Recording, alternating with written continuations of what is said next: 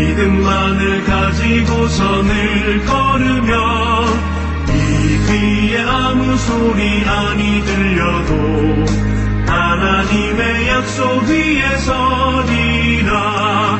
걸어가세 믿음 위에 서서 나가세 의심 버리고 걸어가세 믿음 위에 서서 눈과 귀에 아무 증거 없어도 이 눈이 보기에는 어떠하든지 이미 얻은 증거대로 늘 믿으며 이 맘에 의심 없이 살아갈 때에 우리 소원 주 안에서 이루리.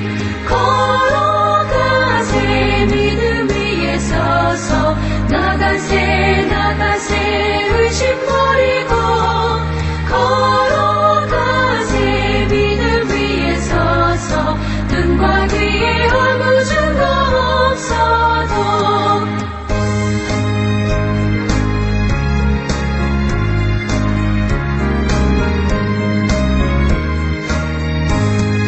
주님의 거룩함을 두고 맹세한 주 하나님 아버지는 참 이쁘다.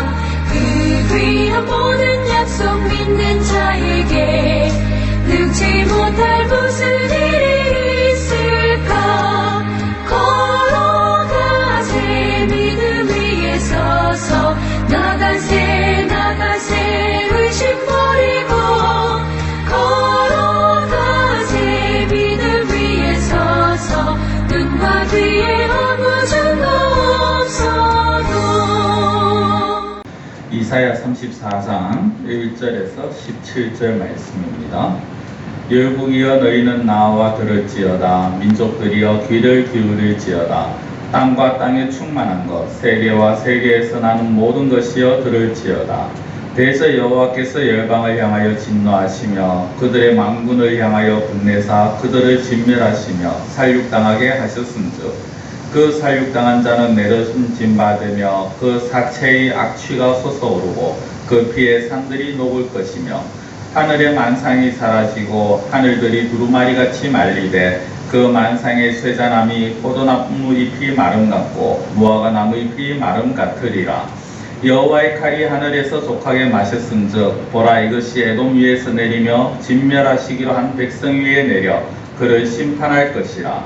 여호와의 칼이 피 곧 어린 양과 염소의 피에 만족하고 기름 곧 순양의 콩팥기름으로 윤택하니 이는 여호와를 위한 희생이 보스라에 있고 큰 살육이 에돔 땅에 있음이라. 들소와 송아지와 수소가 함께 도살장에 내려가니 그들의 땅이 피에 취하며 흙이 기쁨으로 윤택하리라. 이것은 여호와께서 보복하시는 날이요 시온의 송사를 위하여 신원하시는 해라. 에돔의 시내들은 변하여 역청이 되고 그 티끌은 유황이 되고 그 땅은 불붙는 역청이 되며 낮에나 밤에나 꺼지지 아니하고 그 연기가 끊임없이 떠오를 것이며 세세에 황무하여 그리로 지나갈 자가 영원히 없겠고 땅한 새와 고슴도치가 그 땅을 차지하며 부엉이와 까마귀가 거기에 살 것이라.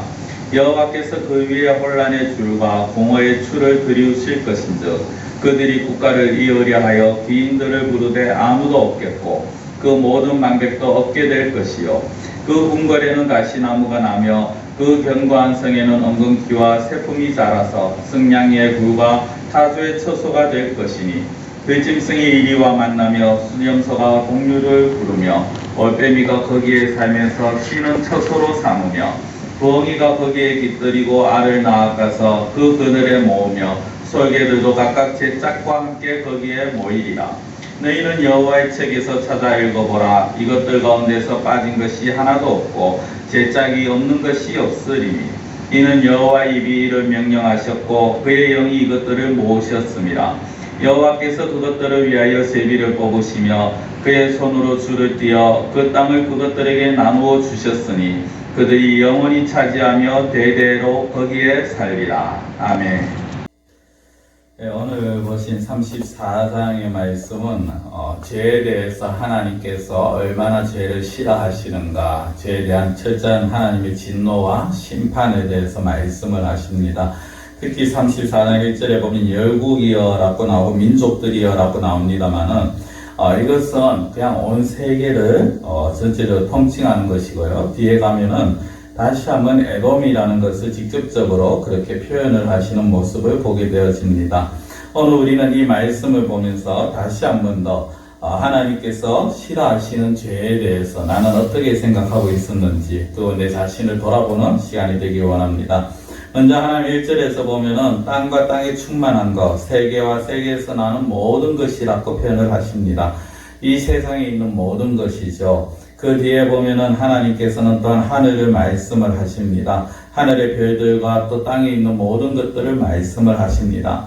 그럼 하나님께서 지으신 모든 것들이 마지막 날 심판의 때가 되면 반드시 모든 것들이 멸망의 자리, 진노의 자리에 가게 되어진다라는 것입니다. 특별히 2절 뒷부분에 보면은 만군을 향하여서 불을 내신다라고 표현을 합니다. 화를 내시는데요. 그들을 진멸하시고 살육당하게 하신다라고 표현을 하십니다. 그 살육의 현장이 얼마나 처참한지 3절에 보면 살육당한 자가 내던진 바 되었고 그 사체의 악취가 솟아오르고 그 피에 산들이 녹는다라고 말합니다. 사체들이 즉 죽은 몸들 시체들이 너무나도 많고 거기에서 지독한 악취가 뿜어져 나옵니다. 거기에서 나오는 피가 어떻게 보면 너무나도 죽은 자들이 많다 보니까 거기에서 흘러나오는 피들이 산을 깎아내릴 정도로 그렇게 많은 사람이 죽게 되어진다라는 것입니다. 그 4절에 보면은 하늘의 만상, 우주 천체죠. 만상이 사라지고 하늘들이 두루마리같이 말리고 나무에 과실수 잎사귀가 마르는 그런 모습들이 표현이 되어집니다. 하늘이 말린다, 하늘이 사라진다라는 것은 고대 국가에서는 마치 모든 것이 끝장이 나는 완전 어떻게 보면은 세상의 종말을 표현하는 그런 의미입니다. 즉 하나님께서 심판하시는 것은 하늘에서 그 어떤 것도 하늘에 속한 것이라 할지라도 남아있는 것이었고 하나님의 때는 모든 사람이 그 진노로 인하여서 정말 어떻게 보면 흔히 말하는 피바다를 이루게 될 것이라는 것이죠.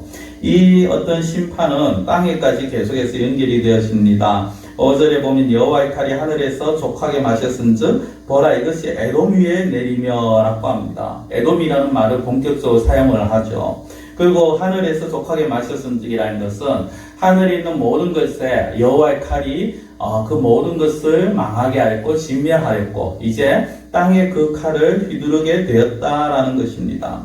그 칼이 어떻게 휘둘러집니까? 6절에 보면은 여호와의 칼이 피곧 어린 양과 염소의 피에 만족하고 기름 곧 수양의 콩팥 기름으로 윤택하니 이는 여호와를 위한 희생이 보스라 있고 큰 사육이 에돔 땅에 있음이라 라고 말합니다. 어린 양과 염소의 피에 칼이 만족한다라는 것은요, 칼에 그 피들이 흠뻑 적셔졌다라는 것입니다. 수양의 콩팥 기름으로 칼이 기름졌다라는 것은 그 짐승들을 뱀으로 인하여서 거기에서 그 지방, 그 기름기가 칼에 잔뜩 묻게 되었다라는 것이죠.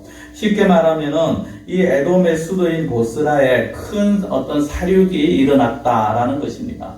그들 집에서 키우는 가축들조차도 그 어느 것 하나 살아남지 못하고 모든 것이 죽게 되어지는 남김없이 멸망되어지더라는 겁니다.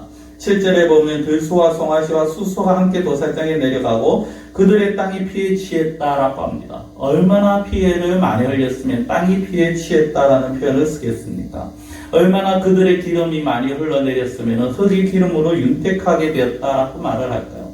윤택한다는 것이 좋은 의미인 것 같습니다만은 그러나 여기에서는 그만큼 많은 피와 많은 기름, 즉 많은 동물들이, 많은 가축들이 죽임을 당했다라는 것입니다.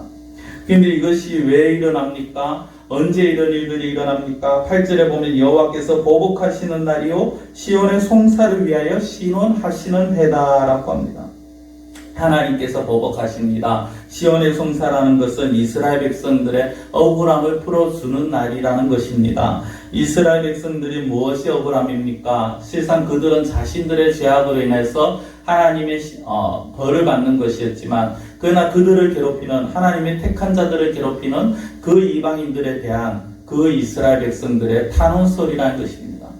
오늘날 하나님의 백성들이 하나님 앞에 엎드려서 정말 자신들이 당하는 그 고통으로 인해서 울부짖는 그 울부짖음의 소리를 하나님이 들으시고 갚아주신다라는 것입니다.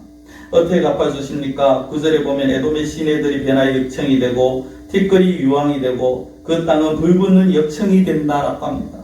역청은 오늘날 쉽게 표현하면 석유입니다. 기름입니다. 티끌은 유황입니다. 온통 하나의 어떻게 보면 불 붙이는 데 쓰는 그런 단어들이죠. 그리고 불덩어리들이라고 볼 수 있습니다. 10절에 보면 이것들이 밤낮 꺼지지 아니합니다. 연기는 끊임없이 나옵니다. 글쎄 황무에서 그리로 지나가는 자가 없다라고 표현을 합니다. 12절에 보면 그들이 국가를 이으려고 해도 권력자 귀인들을 불러도 아무도 없고 방백도 없다라고 합니다. 13절에는 궁궐에는 가시나무가 성에는 엉겅퀴와 새품이 자라고 승랑이의 굴과 타수의 처소가 된다라고 말합니다. 11절에 보면 당할새 고슴도치가 그 땅을 차지한다. 하나님께서 부정하게 여기시는 당할새와 그리고 부엉이와 까마귀가 거기에 살게 되더라는 것이죠. 들짐승들이 이리와 만납니다. 수염소가 그 동류를 부르며 얼빼미가 거기에 쉬는 처소로 삼습니다. 부엉이가 깃들이고 솔개들이 제 짝을 함께 거기에 머뭅니다. 한마디로 황무지입니다. 황폐한 땅입니다. 사람이 거할 수 없는 땅입니다. 온갖 부정한 짐승들이 다 모여있는 그런 곳이 되어버립니다. 하나님의 심판이 임할 때 그곳은 더 이상은 사람이 살 수 있는 땅이 아니라 이제 그 땅은 심판의 땅, 심판에 임한 땅은 결국 황무지가 되어지고 황폐한 땅이 되어지고 결국 멸망의 땅이 되어진다라는 것입니다. 일본 히로시마라는 곳이 있습니다. 2차 세계대전 당시에 원자폭탄이 떨어진 곳입니다. 이곳은 아직도 그 주변에 제대로 된 동식물들이 살 수가 없다라고 말을 합니다. 그 정도를 표현을 하는 것이죠. 더 이상은 하나님의 진노가 임하는 곳에는 더 이상 그 무엇도 살 수가 없습니다. 그곳에는 이제 하나님께서는 그것을 말씀하시면서 16절에 보면 너희는 여호와의 책에서 찾아 읽어보라 라고 합니다. 이것들 가운데서 빠진 것이 하나도 없다라고 말씀을 합니다. 하나님의 말씀이고 하나님의 계획이기 때문에 모든 것이 그대로 이루어진다는 사실입니다. 오늘 우리는 이 말씀을 보면서요, 다시 한번 우리 자신을 돌아보고 또 하나님의 백성들의 그 호소를 신원하시는 그 하나님의 성품을 생각해 보아야 합니다. 먼저 죄를 멀리하시는 하나님이십니다. 죄는 하나님께서 가장 싫어하시는 겁니다. 죄는 반드시 하나님께서 갚으십니다. 어떠한 방식으로든 죄를 하나님 앞에서 멀리할 수 있는, 우리의 삶 가운데서 멀리할 수 있는 우리의 모습이 되어야 될 것입니다. 그리고 보복하시고 시온의 성사를 위해서 신원하시는 하나님의 그 모습을 우리는 생각해 보아야 합니다. 하나님의 백성들의 그 울부짖음, 그냥 헛은 소리로 한쪽 귀로 듣고 한쪽 귀로 흘러버리시는 그런 하나님이 아니시라는 것을 우리가 기억하면서 다시 한번 우리 삶을 돌아보며 죄악을 멀리하고 하나님 앞에 우리의 모든 것을 아뢰 수 있는 그러한 의성들이 되시기를 원합니다. 기도드리겠습니다. 사랑의 하나님 아버지, 오늘날 우리가 살아가면서 하나님의 백성으로서 정말 죄를 멀리해야 하는 저희들의 삶임을 다시 한번 생각해보게 하여 주시옵소서. 하나님께서는 죄를 얼마나 멀리하시는가, 하나님께서는 죄악을 얼마나 싫어하시는가를 다시 한번 생각할 수 있는 저희들이 되게 하시며, 또 하나님께서는 하나님의 백성들의 그 고통을 들으시고 하나님의 백성들을 괴롭히는 자들을 하나님 그냥 두시지 아니하시는 하나님이신 줄 믿습니다. 하나님, 저희들의 울부짖음, 저희들의 부르짖음 들어주시옵시고 저희들이 하나님 뜻 안에서 하나님을 위하여서 살아가며 또 하나님 저희들이 하나님 앞에 부르짖고 구하는 그 모든 것들을 하나님께서 들어주시옵시고 응답하여 주시옵소서. 하나님 아버지, 원하옵고 바라옵기는 우리가 살아가는 이 땅, 이 시대, 아버지 코로나 바이러스로 인해서 너무나도 극심한 고통 가운데 있습니다. 하나님께서 아버지 이 가운데에서 정말 아버지 이런 시국 가운데에서 저희들을 지켜주시고 건강을 지켜주시고 하나님 참 이 나라가 아버지 바이러스에서 자유로워질 수 있도록 하나님께서 아버지 붙들어 주시옵시고 특별히 한국교회를 붙들어 주시고 저희 교회를 붙들어 주시고 성도들을 붙들어 주셔서 정말 저희들이 다시 속한 시일 안에 아버지 다같이 모여서 하나님 앞에 다같이 모여 예배드릴 수 있는 그 은혜의 날들을 허락하여 주시옵소서. 간절히 원하고 예수님의 이름으로 기도드리옵나이다. 아멘.